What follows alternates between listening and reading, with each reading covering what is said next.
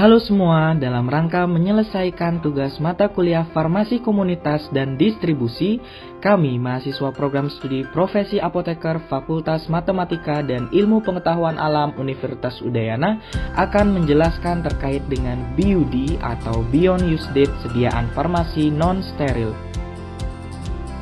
Adapun anggota kelompok dari kelompok 1B diantaranya Nimade Santi 2145, Nilo Putu Lestari Dewi 2146, Komang Sai Gayatri 2147, Imade Sasmita Dwi Dananta 2148, Ida Ayu Dian Puspadewi 2149, Imade Slamet Putra Prasetya 2150. Baik, di sini kita akan mempelajari mengenai apa itu BUD. BUD merupakan singkatan dari Beyond Use Date. Beyond Use Date adalah batasan waktu penggunaan obat setelah diracik atau disiapkan, atau setelah kemasan primernya dibuka atau dirusak. Kemasan primer adalah kemasan yang langsung bersentuhan dengan bahan obat, seperti botol, ampul, vial, blister, dan lain sebagainya. Apa hubungan dari BUD atau Beyond Use Date dengan Expiration Date atau ED? Di mana dari pengertian BUD dan ED sudah berbeda, di mana ED menggambarkan batas waktu penggunaan produk obat setelah diproduksi oleh produk farmasi sebelum kemasannya dibuka. ED dicantumkan oleh produk farmasi pada kemasan produk obat, sementara BUD tidak selalu tercantum pada kemasannya. BUD dan ED ditetapkan berdasarkan hasil uji stabilitas produk obat dan menentukan batas waktu di mana suatu produk obat masih berada dalam keadaan stabil.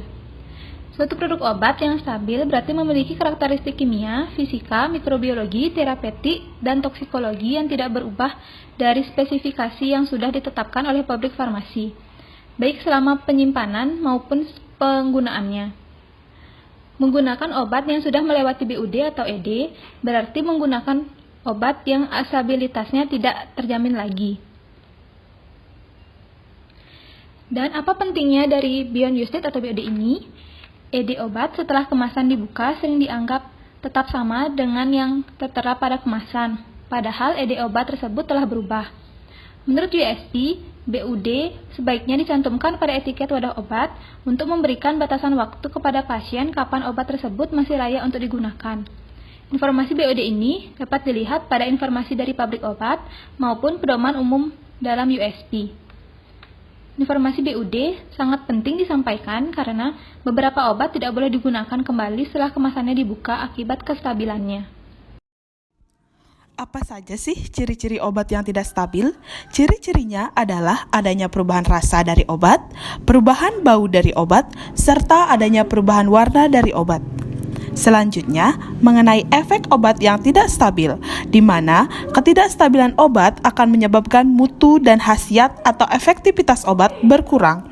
Hal tersebut memungkinkan terjadinya reaksi kimia yang dapat membahayakan tubuh manusia dan akan berdampak pada keamanan obat saat digunakan, sehingga keamanan obat juga akan berkurang. Pengelompokan BUD. Untuk mempermudah penentuan BUD, produk farmasi dibedakan menjadi dua, yaitu BUD produk non-steril dan BUD produk steril. BUD produk non-steril akan dikelompokkan berdasarkan produk obat pabrik dan juga produk obat racikan, sedangkan BUD produk steril akan dikelompokkan menjadi sediaan injeksi dan juga sediaan non-injeksi. Nah, untuk menentukan BUD produk non-steril obat pabrik akan didasarkan pada bentuk sediaan, yaitu sediaan padat, sediaan semi padat, dan juga sediaan cair. Sedangkan untuk menentukan BUD produk non-steril obat racikan akan ditentukan berdasarkan bentuk puyer atau kapsul, larutan oral yang terdiri dari suspensi oral, emulsi oral, dan juga larutan oral, dan yang ketiga yaitu sediaan semi padat. BUD produk obat pabrik. Yang pertama, sediaan padat. Sediaan padat yang perlu diperhatikan BUD-nya diantaranya produk repacking dan sediaan multidos. Produk repacking adalah produk-produk farmasi yang mengalami pengemasan kembali dari kemasan awalnya. Contohnya adalah CTM kemasan 1000 tablet yang dikemas ulang dalam wadah yang lebih kecil dengan jumlah yang lebih sedikit dalam masing-masing wadah barunya. Yang kedua adalah sediaan multidos, contohnya adalah Systenol.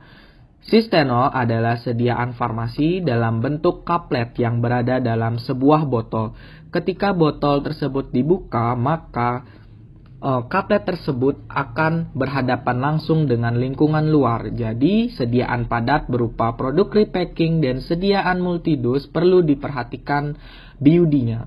Selanjutnya ada sediaan semi padat. Contoh dari sediaan semi padat adalah salep, krim, lotion, gel, dan pasta. Bagaimana cara menentukan BUD atau Beyond Use Date dari sediaan padat dan semi padat? Yang pertama adalah mencari informasi yang sudah disediakan oleh pabrik. Apabila sudah ada informasi BUD dari pabrik, maka gunakan informasi tersebut. Namun, pada beberapa bentuk sediaan, biasanya tidak ditampilkan BUD dari sediaan tersebut. Maka, kita dapat menggunakan pedoman umum dari USP. Caranya adalah dengan mengecek expired date atau tanggal kadaluarsa yang tertera pada kemasan obat.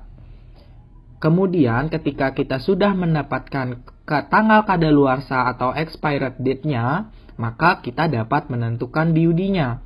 Jika expired date atau tanggal kadaluarsa kurang dari 1 tahun, maka BUD maksimal itu sama dengan expired date dari pabrik.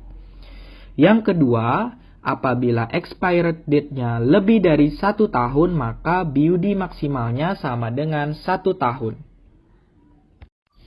Cara menentukan BUD dari sediaan cair. Contoh dari sediaan cair diantaranya ada sirup, eliksir, suspensi, dan emulsi. Sediaan cair dapat dibedakan menjadi 2. Ada sediaan cair yang harus direkonstitusi terlebih dahulu dan tidak perlu direkonstitusi atau yang sering dikenal dengan nama non-rekonstitusi. Nah, untuk menentukan BUD dari sediaan cair rekonstitusi adalah bisa membaca atau mencari informasi dari kemasan atau brosur sediaan obat tersebut. Biasanya sudah tertera pada kemasan dan brosur terkait informasi BUD. Untuk sediaan non-rekonstitusi, cara menentukan BUD diantaranya sama seperti menentukan BUD dari sediaan padat dan semi padat.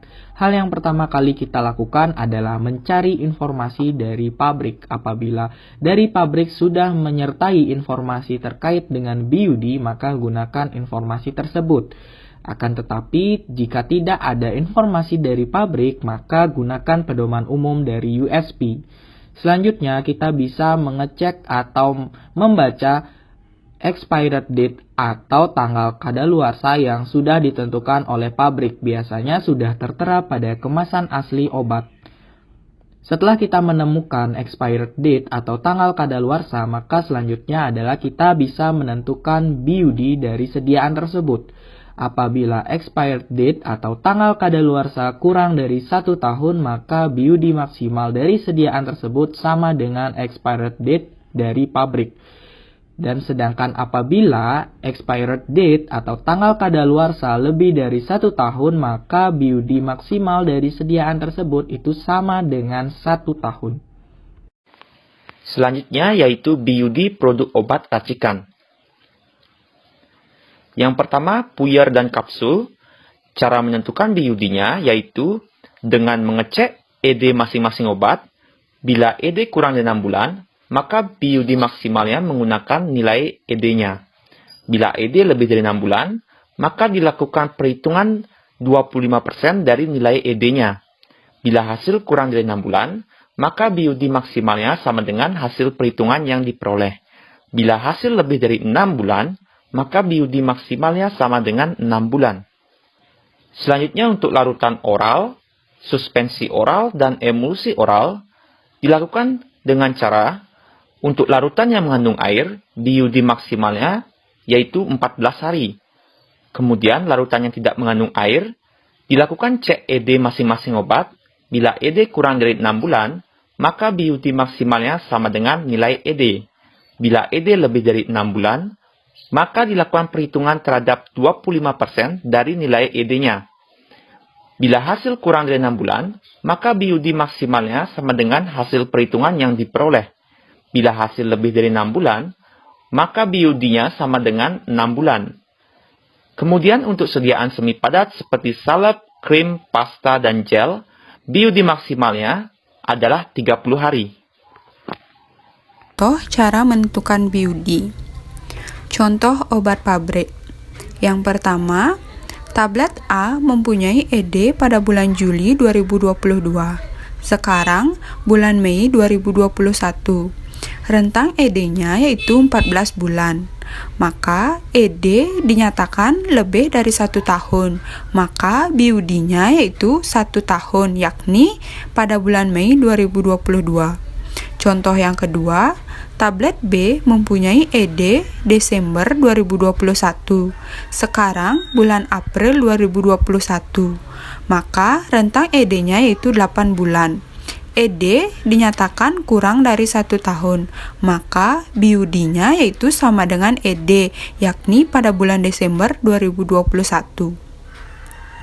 Kemudian contoh untuk obat racikan. Yang pertama, obat A diracik pada bulan April 2021. ED bulan April 2022. Maka rentang ED-nya yaitu 12 bulan. ED dikatakan lebih besar dari 6 bulan. Maka 12 bulan dikali 25% sama dengan 3 bulan. 3 bulan dikatakan kurang dari 6 bulan. Maka BUD-nya adalah 3 bulan. Contoh yang kedua, obat B diracik pada bulan April 2021. ED-nya bulan April tahun 2024.